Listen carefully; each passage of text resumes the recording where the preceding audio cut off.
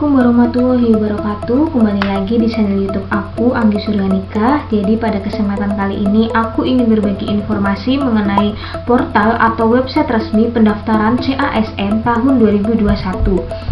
Oke, langsung saja. Yang pertama kita masuk ke Google.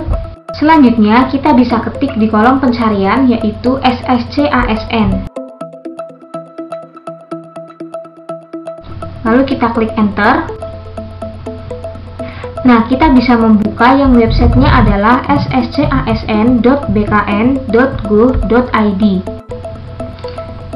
Nah, jadi ini ya teman-teman tampilan dari portal SSCASN untuk mendaftar P3K Guru, CPNS maupun P3K Non-Guru. Langsung saja kita lihat ya teman-teman fungsi dari menu-menu yang ada di sini dan bagian-bagiannya. Yang pertama adalah beranda. Beranda ini merupakan halaman utama atau halaman depan website SSCASN. Di beranda ini terdapat tulisan selamat datang di portal SSCASN, P3K Guru, CPNS, dan P3K Non-Guru. Di bawah itu ada tulisan segera daftarkan diri kamu. Di sini adalah kolom untuk pembuatan akun. Jika ingin membuat akun atau registrasi, kita bisa klik buat akun.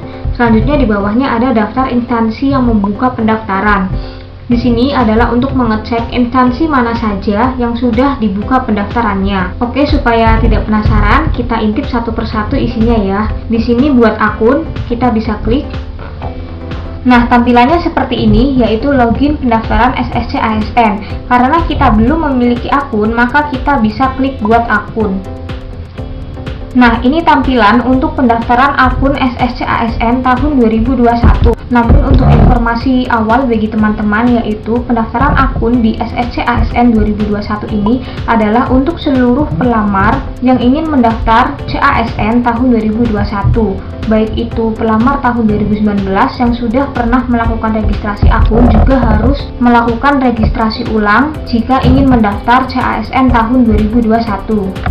Di sebelah kanan ini juga terdapat sedikit panduan untuk mengisi kolom pada pendaftaran akun di SSCASN 2021. Mungkin teman-teman bisa membaca sendiri nanti. Di sini poin pentingnya adalah jenis seleksi dan jenis formasinya, yaitu pelamar hanya dapat melamar pada satu jenis seleksi pada satu instansi dan satu jabatan yang sesuai dengan kualifikasi pendidikan yang dipersyaratkan. Jadi di sini jika teman-teman ingin mendaftar P3K Guru, maka teman-teman tidak diperbolehkan untuk mendaftar CPNS maupun P3K Non-Guru. Atau sebaliknya, jika teman-teman ingin mendaftar formasi CPNS, maka teman-teman tidak diperbolehkan merangkap untuk mendaftar menjadi P3K Guru. Kita bisa klik portal untuk kembali ke halaman beranda.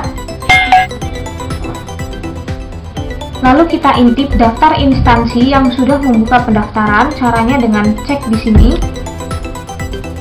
Nah, di sini tertulis periode pendaftaran. Jadi, semisal teman-teman ingin mendaftar pada Kementerian Lingkungan Hidup, teman-teman bisa ketik di sini lingkungan hidup.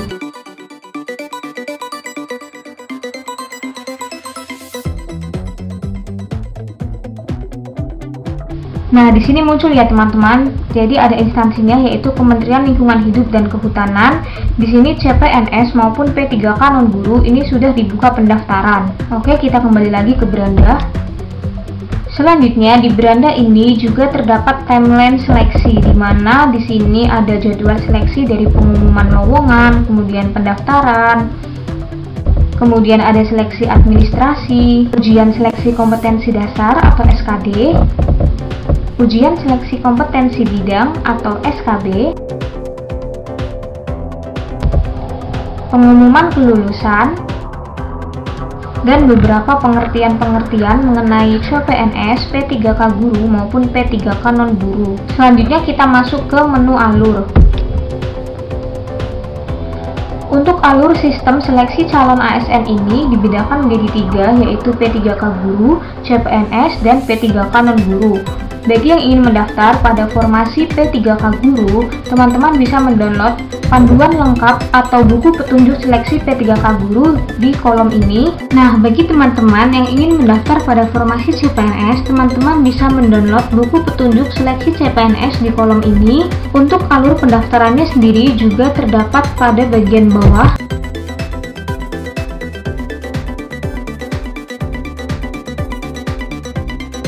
Kemudian untuk pelamar P3K non-guru juga sama.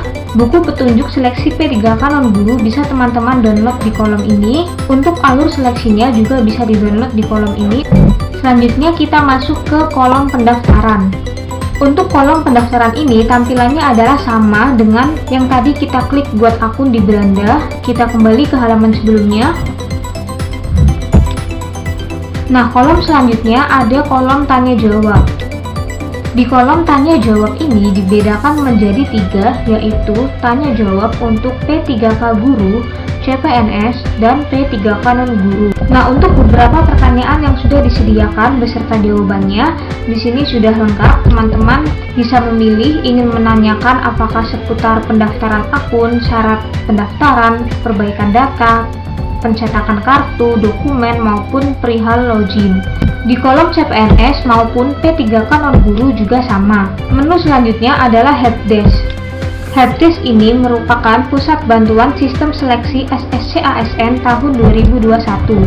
Di sini ada beberapa pilihan untuk pusat bantuannya, apakah mengenai data diri, password, maupun data tidak ditemukan. Teman-teman bisa klik salah satu apa yang menjadi kendala teman-teman dalam mendaftar maupun pemilihan formasi. Kita back ke halaman sebelumnya. Nah, yang terakhir ada menu layanan informasi. Di menu layanan informasi ini terdapat beberapa kategori, yaitu info lowongan, kontak instansi, periode pendaftaran, jadwal ujian, dan hasil SKD. Jika teman-teman ingin mengetahui formasi ataupun lowongan CASN, baik itu CPNS, P3K guru, maupun P3K non-guru, teman-teman bisa pilih info lowongan. Di info lowongan ini terdapat informasi mengenai simulasi pemilihan formasi atau SPF. Yang pertama kita pilih jenis pengadaannya. Di sini semisal kita ingin mendaftar P3K guru. Lalu kita pilih untuk instansinya, di mana kita ingin mendaftar P3K guru. Nah, informasi bagi teman-teman, jadi di sini kan P3K guru itu dibagi menjadi 3 tahap seleksi, di mana ada seleksi tahap pertama, seleksi tahap kedua, dan seleksi tahap ketiga. Nah, bagi teman-teman yang akan mendaftar P3K guru ini, teman-teman tetap harus melakukan registrasi atau pembuatan akun pada periode pendaftaran yang telah ditentukan, yaitu dari tanggal 30 Juni sampai 21 Juli 2021. Nah, untuk seleksi kompetensi teknisnya, yang melaksanakan seleksi kompetensi teknis tahap pertama adalah untuk guru honorer baik negeri maupun swasta yang datanya sudah terdaftar di Dapodik maupun di database THK2 BKN. Nah, untuk seleksi tahap 2 ini bisa diikuti oleh peserta yang tidak lulus pada seleksi tahap pertama ditambah dengan guru swasta maupun lulusan PPG. Nah, untuk seleksi ketiganya ini bisa diikuti oleh pelamar yang tidak lulus pada seleksi kompetensi teknis tahap pertama maupun tahap kedua. Oke, kita lanjut untuk pemilihan instansinya. Semisal kita ingin mendaftar P3K guru di Kabupaten Sleman, kita bisa ketik di sini Sleman. Di sini auto muncul, kita bisa klik. Lalu kita klik cari.